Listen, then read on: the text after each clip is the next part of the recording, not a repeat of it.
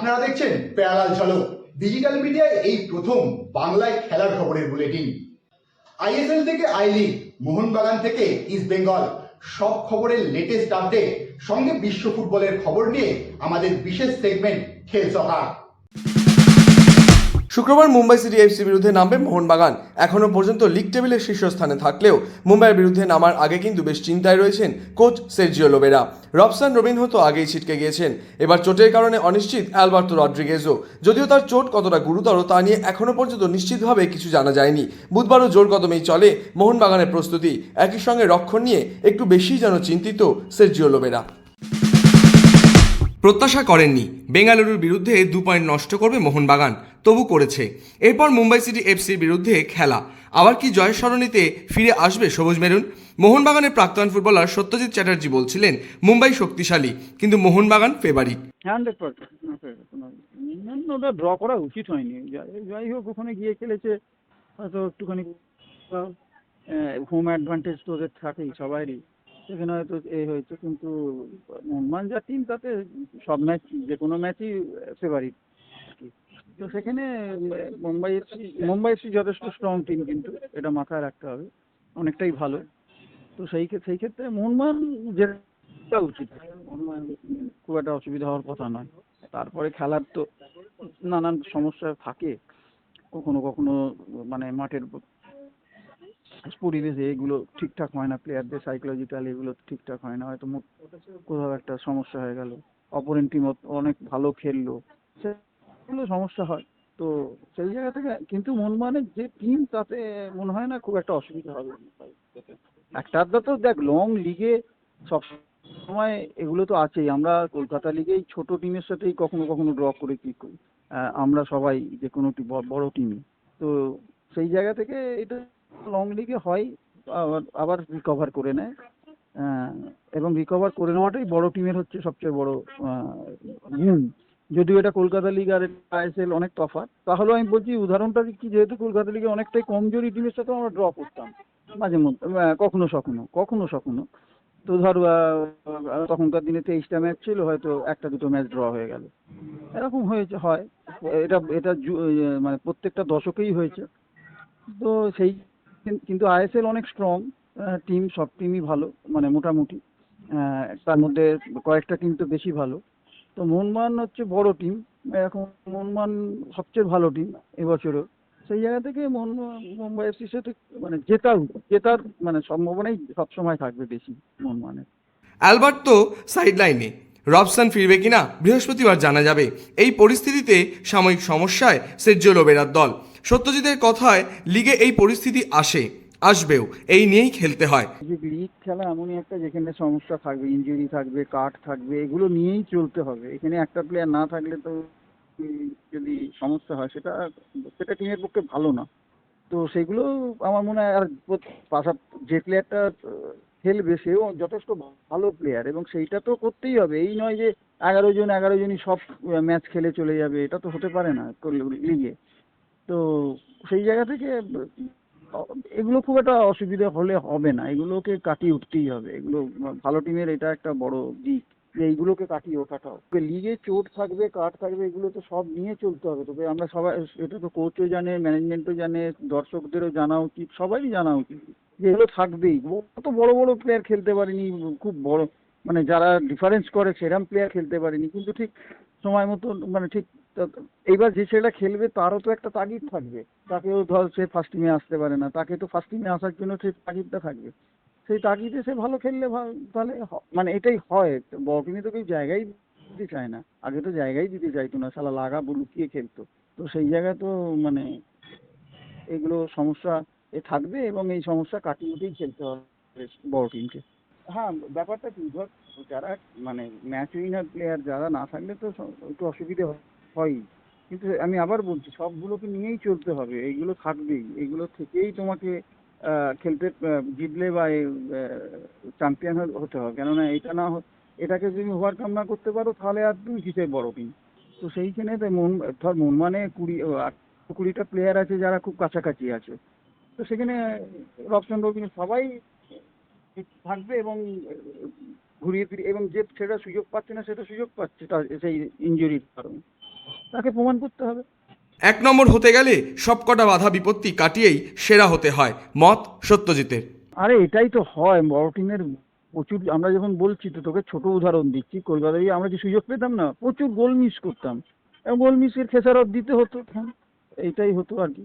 তো তুই আর এটা খেলার একটা অঙ্গ যে তুই ইপিএল দেখ বা বুন্দেসলিগা দেখ বা লা লিগা দেখ, সব থেকে একই ব্যাপারটা একই। বড় টিম কখনো কোনো মানে অপেক্ষাকৃত কমজোরি টিমের কাছে তো আটকে যেতেই পারে, সেটা হতে পারে। তো রেগুলার প্রত্যেকটা ম্যাচ খেলে দেবে, এটা সম্ভবও নয়। হয় কি, ম্যাক্সিমাম প্লেয়ারই খেলে দেয়, তার মধ্যে দু একজন তো ব্যতিক্রম হবেই, কারণ আরো ইনজুরি আসবে, কাট আসবে, এগুলো তো হতেই পারে। 23শে মার্চ মোহামেডানের বিরুদ্ধে নামবে ইস্টবেঙ্গল। কেভিন সিভিলে বাদে গত মঙ্গলবার থেকে সকলেই প্রস্তুতিতে নেমে পড়েছেন। শেষ 3 ম্যাচে যা যা ভুলভ্রান্তি হয়েছে এদিনের প্রস্তুতিতে সেদিকেই বিশেষ নজর ছিল অস্কার ব্রুজোর। সেই সঙ্গে প্রতিপক্ষের ফ্রিকিক আটকানো নিয়েও বিশেষ প্রস্তুতি সারছেন লাল হলুদ কোচ। হাতে অবশ্য কয়েকটা দিন সময় পেয়েছেন তিনি। মোহামেডানের বিরুদ্ধে লাল হলুদ ব্রিগেড ঘুরে দাঁড়াতে পারে কিনা সেটা তো সময়ই বলবে। 21 নয় 23 বিদেশিহীন মোহামেডানের বিরুদ্ধে খেলতে নামবে ইস্টবেঙ্গল 7 পয়েন্ট খুইয়ে। সেই ম্যাচ থেকে কি জয় সরণিতে ফিরতে পারবে ইস্টবেঙ্গল?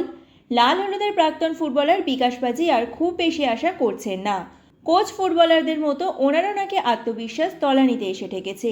এখন দেখো, যে জেতা হারাটা এখন আর মানে শিওর করে বলতে পারছি না।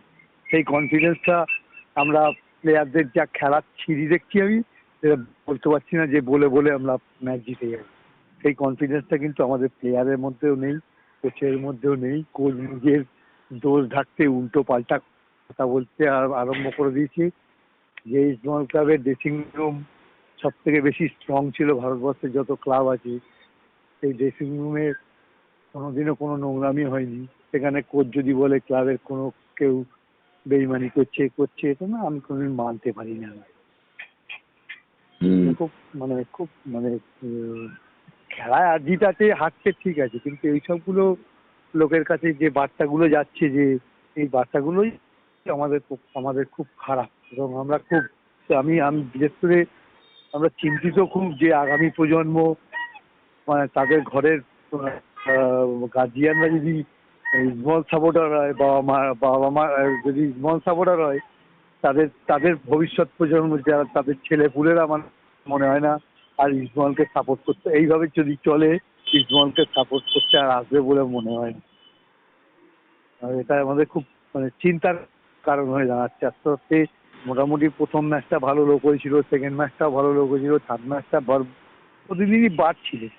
হঠাৎ করে এরকম এতটা ডিটোরেট করে গেল কেন, এটা বুঝতে পারি না। এখন তো আর প্র্যাকটিসও সব কোথায় করে, ক্লোজ ডোর প্র্যাকটিস হয়, দেখতেও পারি না কি হয় না হয়, কি করে না করে। ফিটনেস লেভেলের অভাব, প্রচণ্ড অভাব। একটা ছেলেরও 90 মিনিট খেলার ক্ষমতা নেই। আমি সত্যি কথা বলছি, আমি আমাদের ম্যাচটা হারার পরে আমি বাড়ি গিয়ে মনমান ম্যাচটা দেখছিলাম, মনমান আর বেঙ্গালুরু। প্লেয়ারদের প্রত্যেকটা প্লেয়ারের মধ্যে, দুটো টিমেরই প্রত্যেকটা প্লেয়ারের মধ্যে একটা তাগিদ আছে যে ভালো খেলবো, হচ্ছে আন্তরিকতা আছে, সবকিছু আছে। তাতে যদি আমাদের টিম হারে তাতেও আমার দুঃখ থাকে না। কিন্তু এই যা ফুটবল খেলছে, স্কোয়ার পাস, ব্যাক পাস। তার অবশ্য কারণ আছে বিকাশ পাজির কাছে। যে মিগুয়েলের ওপর তিনি সবচেয়ে বেশি ভরসা করছিলেন, সেই মিগুয়েলের খেলা টিভিতে দেখে সবাই ধরে ফেলছেন। মিগুয়েল আমার টিমের সেরা প্লেয়ার। অপোনেন্টের যার সঙ্গে খেলবে সে কোচেরা তো এখন টিভিতে খেলা দেখছে না, ওকে তো ধরছে তো। এবং আমি ফুটবল প্লেয়ার, আমাকে কি ছেড়ে রেখে দেবে? আমি টিমের সেরা প্লেয়ার, আমাকে কি ছেড়ে রেখে দেবে অপোনেন্ট? তার মধ্যে তো খেলতে হবে না। আমি সত্যি কথা বলতে কি, সেই ইস্টবেঙ্গলকে আর দেখছি না আমি। মাঠে যে একটা অদম্য জেদ নিয়ে 1920 সাল থেকে ইস্টবেঙ্গল কাপ স্থাপিত হয়েছে, তখন থেকে যেসব প্লেয়ার খেলে গেছে, যে গৌরবান্বিত করেছে, কিন্তু এখন যে পরিস্থিতিতে আমরা চলছি না, আমরা খুব চিন্তিত, সিরিয়াসলি। কারণ আমরা East Bengal club football oriented club. আমাদের ক্লাব যদি ফুটবলের মেন টিম যদি আমাদের ঠিক না খেলে, আমরা যত যাই করি আমরা ক্লাব ম্যানচেস্টার ইউনাইটেডের মতো ক্লাব করলাম, এই করলাম, সব কিছু করলাম, কিন্তু ফুটবল টিম সাকসেস না পেলে কেউ কিন্তু খুশি হবে না। কিন্তু তিনি তো প্রয়াত কৃষ্ণানুদের সঙ্গে তুলনা করছিলেন মিগুয়েলের। সেখান থেকে কি সরে আসছেন তিনি? কি বলছেন বিকাশ পাজি? সেই খেলাটা দেখে আমি বলেছিলাম, কারণ ইদানিংকালে এই ও সেই ম্যাচটাতে মানে মনে হয় সেকেন্ড ম্যাচটা হবে, সেকেন্ড ম্যাচটাই বেশ কিছু বল বাড়িয়েছিল, যেটা দেখে মানে আমার কৃষাণু এই ধরনের বল বাড়াতো। কোনোদিনও কোনো প্লেয়ারকে পায়ে বল খেলতো না, সবসময় ইন বিটুইন স্টপার সাইড ব্যাকের মাঝ দিয়ে একটা ডিফেন্সিভ চেরা থ্রু যেগুলোকে বলে আর কি, সেই পাস, পেনিট্রেটিভ পাস, সেই পাস অনেকদিন বাদে মিগুয়েলের পা থেকে দেখেছিলাম, তাই কৃষাণুর সঙ্গে একটু তুলনা করেছিলাম পাস। আর সচরাচর এখনকার ভারতবর্ষের ফুটবলে খুব কম প্লেয়ারই ওই ধরনের পাস সেই ম্যাচটাই যা খেলেছি, ওই জন্যই বলছিলাম যে কৃষাণুদের মতো পাসটা বাজিয়েছিল। আমি কৃষাণুর মতো প্লেয়ার কখনোই বলবো না, ও অন্য জগতের প্লেয়ার। ওকেও তো খ্রিস্টোফারের মতো প্লেয়ার যখন মোহনের সাথে খেলা, কোন এগিয়ে মারছে, একে মারছে, তাতে ওর তার মধ্যে বল বাড়িয়ে যাচ্ছে, খেলেছে। একটা প্লেয়ারকে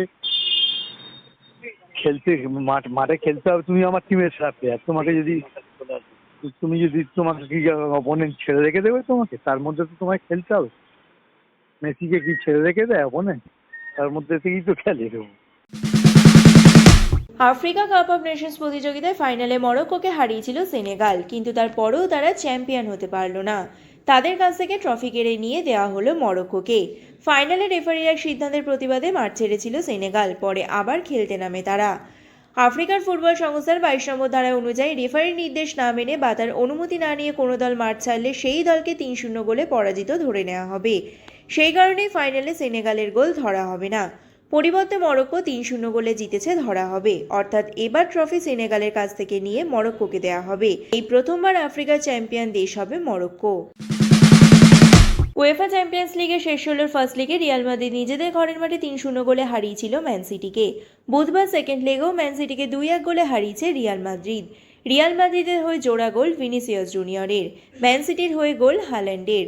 শেষ 16 দুটো লেগ মিলিয়ে রিয়াল মাদ্রিদ 5-1 গোলে হারিয়েছে ম্যান সিটিকে। বুধবার চ্যাম্পিয়ন্স লিগের শেষ 16 সেকেন্ড লেগে আরও একটি ম্যাচে চেলসি নিজেদের ঘরের মাঠে মুখোমুখি হয়েছিল পিএসজি এর বিপক্ষে। সেকেন্ড লেগে পিএসজি 3-0 গোলে হারিয়েছে চেলসিকে। পিএসজি এর হয়ে জোড়া গোল কাভারাস্তোলিয়া, বারকোলা, মাইলুয়ের। ফার্স্ট লেগেও পিএসজি 5-2 গোলে হারিয়েছিল চেলসিকে। দুটো লেগ মিলিয়ে পিএসজি 8-2 গোলে হারিয়েছে চেলসিকে। দাপট দেখাচ্ছে ভারতীয় ক্রিকেট, তার সঙ্গে অন্যান্যরা টেক্কা দিতে পারছে কি, সেই সব খবর সঙ্গে ঘরোয়া ক্রিকেটের যাবতীয় খবর নিয়ে আমাদের বিশেষ সেগমেন্ট লে ছক্কা।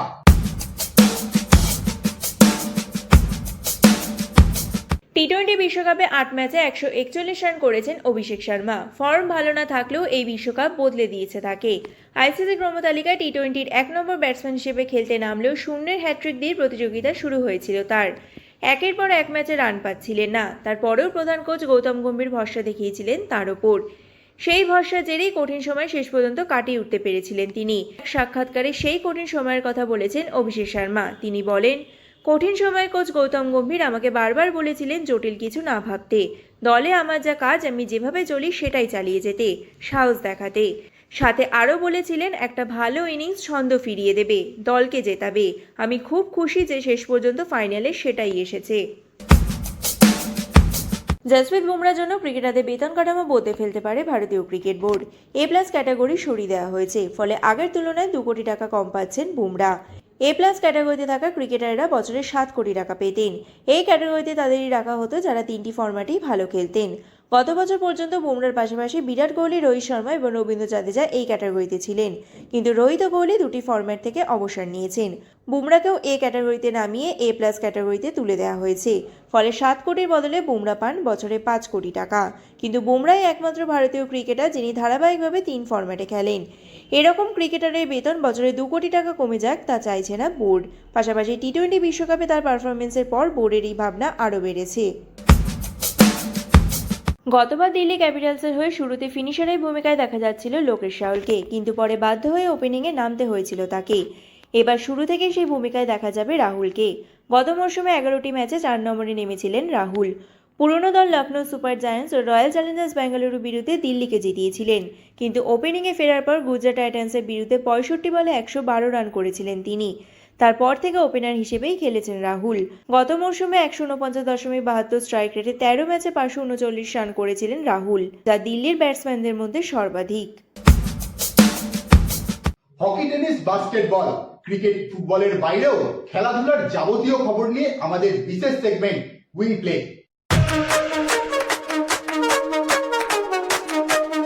5 মাস পর আবার বিশ্বকাপে মুখোমুখি হবে দুই দল। পুরুষদের হকি বিশ্বকাপে গ্রুপ পর্বে মুখোমুখি হবে ভারত ও পাকিস্তান। চলতি বছর 14 থেকে 30 আগস্ট হবে পুরুষ ও মহিলাদের হকি বিশ্বকাপ। নেদারল্যান্ডস ও বেলজিয়ামে হবে প্রতিযোগিতা। একই সময়ে ভারতের পুরুষ ও মহিলাদের দল খেলবে। গ্রুপ বিভাজন হলেও বিশ্বকাপের সূচি এখনও ঘোষণা হয়নি। সূচি ঘোষণা হলে জানা যাবে ভারত পাকিস্তান ম্যাচ কবে হবে।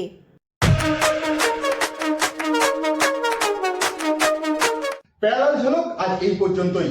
ক্রিকেট, ফুটবল সহ খেলাধুলার যাবতীয় খবরের লেটেস্ট আপডেটের জন্য প্রতিদিন রাত 10টায় চোখ রাখুন প্যারালাল স্পোর্টসে।